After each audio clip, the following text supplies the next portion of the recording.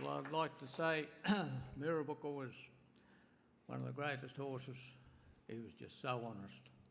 No matter what you set him to, you trained him to do, he would not let you down. And I had the option to ride him or the reserve horse when he'd been lame, and he would lost in 4 weeks all his suppleness of winning the Great Auckland event, and it was a pretty big decision to make when the other horse was such a good jumper, but the difference was the other horse had a stop in him.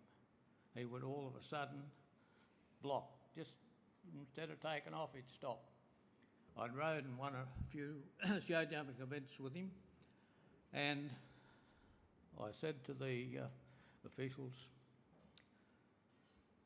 they said, "Which horse will you ride?" I said, "Well, you tell me what you think I should ride." And they said, "You've got to ride him, you know him."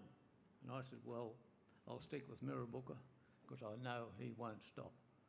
And he did not let me down. He was 27th horse to go, and I had to nurse him around the cross country because they told me that Bill had been carted off to hospital. He was the first one of our team to go, and they said, "You've got to get around." So the pressure was coming from both ends. So then I went around, and he was number 27th horse to go, and as I'm riding in at the finish, I heard the announcement that Mirrabooka's coming in and he's the first clear round. You can imagine just how I felt at that moment. It was unbelievable. But after all that,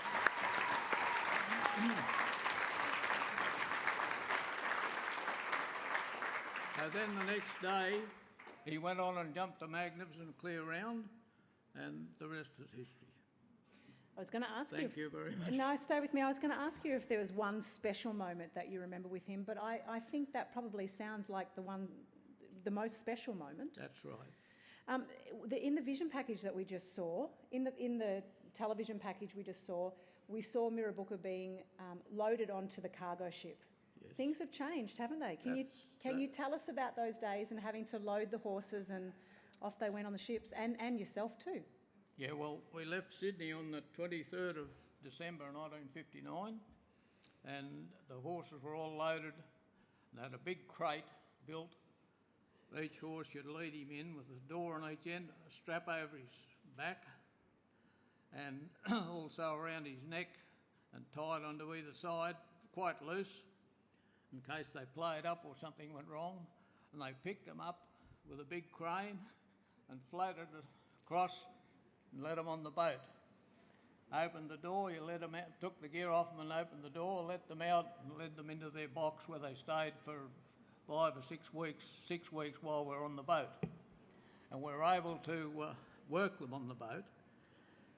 But Jim Barnes had his men build a fence on the top of a hatch with 8 inches of sand on it, and we were able to work our horses on that hatch twice a day for 10 minutes, a quarter of an hour each horse, and there was 2 days only on the trip that we weren't able to exercise them. And that was going across the Bay of Biscay, which they say is the roughest place there is on the ocean for ships.